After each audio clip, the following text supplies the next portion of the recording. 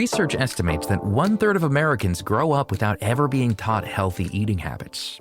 Even those who report they understand the basics of nutrition struggle with foundational aspects of diet, like understanding labels and tracking nutrients such as carbs and fiber. Hunter Stoller says he never considered what was healthy growing up. His diet was simply whatever was available. And I would have cereal at 2 in the morning because I just wouldn't sleep. And it would be 3 servings of these sugary cereals that are bombs of sugar. And I wouldn't even think anything of it. And I didn't know anything about labels. I didn't know what ingredients I should be looking for and avoiding. And I was 50 pounds overweight until my sophomore year of college, which was 5 or 6 years ago. And that's when I really had my turning point and my completely 180 relationship with food. I went from not caring about food, always feeling sluggish, thinking that my acne was just, a result of me living and not that anything I was doing was a consequence of it. Many people first think of how weight gain will affect their aesthetics, but as Stoller mentioned, how you look isn't anywhere near the biggest worry when putting on weight. Dr. Christopher Good is a spine surgeon and CEO of the Virginia Spine Institute. He says that extra fat, specifically around the midsection of the body, increases the stress on your spine, bones, and joints, while also pulling your body's center of gravity forward. As we lean forward with the extra weight, that does a number of particularly bad things. Your muscles function best when you're aligned properly, meaning when you sit or stand, your ears should be right above your ankles. And when you have extra gravity pulling the weight forward, that puts more stress on the muscles in your back. They're essentially working overtime to hold you upright. And those muscles, they fatigue, they have a lot of trouble. The discs are the cushions in your spine. And when you carry extra weight around, it compresses those discs and the joints of your spine, which not only can increase pain from the pressure, but the more weight you carry around over time, the faster those things may wear out. And so, a small difference over a long period of time can have a huge impact. This compression also impacts other joints like our hips and knees, which can cause major disabilities. And though many people may think this effect mainly happens with major changes in weight, Good says that even a small amount of weight gain can increase the stress on the body. There's kind of this general rule of thumb out there that they say 1 pound of body weight is like 4 pounds of stress on your spine. Some people say 5. I think I like that as a kind of a general rule of thumb. The point is, it's not a one-to-one relationship. And why that's important is even a relatively small weight gain or loss can make a pretty big difference for you. And that's nice because it can be a little daunting to think, well, I need to lose 50 pounds.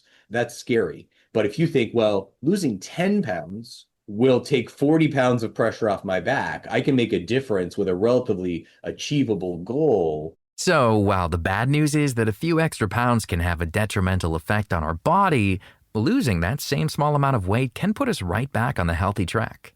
Still, it can be hard to notice an extra 5 pounds, especially around the holidays.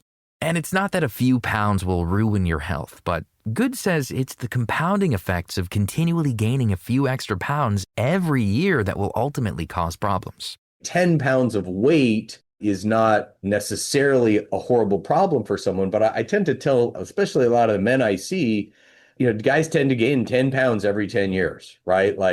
So somebody who is ultra fit in their 20s, if you think about that, could be extremely disabled in their 60s and 70s. And we have to work harder and harder with each passing decade to try and counteract that, especially if we want to, feel good as we age, which we all do want that, but it's a lot of hard work.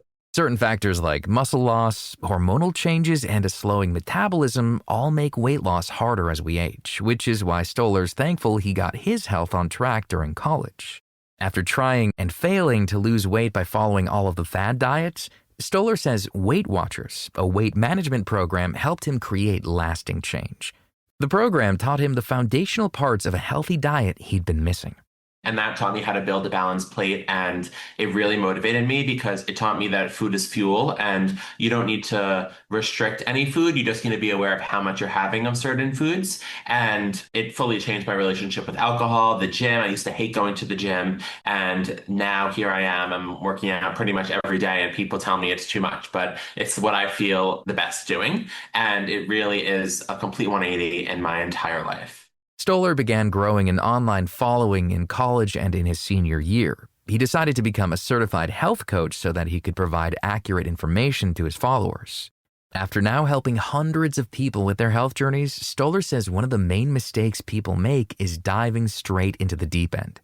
People skip the basics. They love majoring in the minors. And what I will say is there's a few foundational steps and a framework when you want to get healthy, whether you're starting from step 0 or step 50. And those are prioritize your sleep. I wear an Oura ring and I love it. I try to get at least 7 hours of sleep a night. It's so important for your body to recover.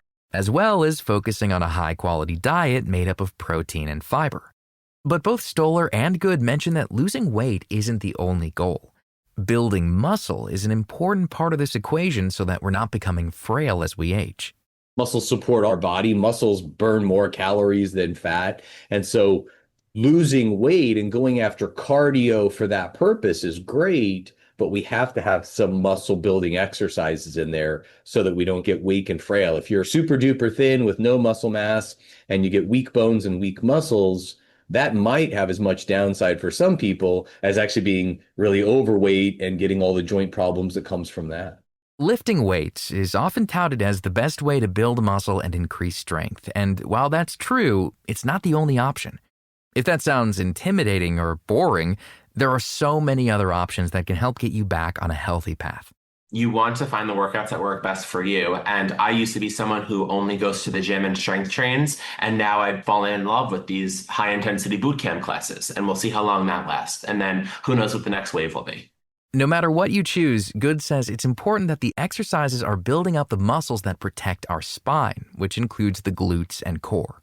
And I'm not talking about having a six-pack. I'm talking about the deeper muscles, but doing exercises like planks, Pilates, things that strengthen our midsection go a long way to supporting our whole body, but also to slowing down kind of the rate of degeneration. Because if the muscles are strong, as you use your body, it transmits less bad force into the bones and joints of the spine and the discs and things. So exercise, along with a nutritious diet and plenty of sleep, is the recipe that will keep you feeling young as you age. Stoller says it can be really helpful to find inspiration and motivation through other people on similar journeys, but stresses that no two people will have the same trajectory.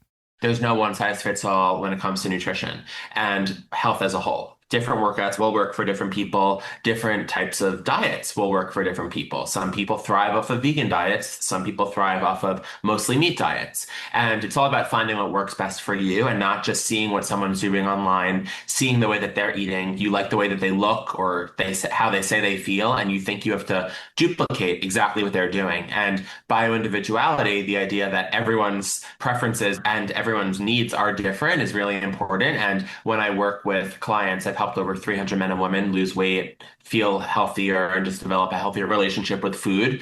I've taught many different ways of eating because there is no one size fits all. You can find more information about Dr. Christopher Good, Hunter Stoller, and all of our guests on our website, ingoodhealthpodcast.org. For more behind the scenes, follow In Good Health Pod on Facebook, Instagram, and X. Our writer-producer is Kristen Farrah. Our production manager is Jason Dickey. I'm Greg Johnson.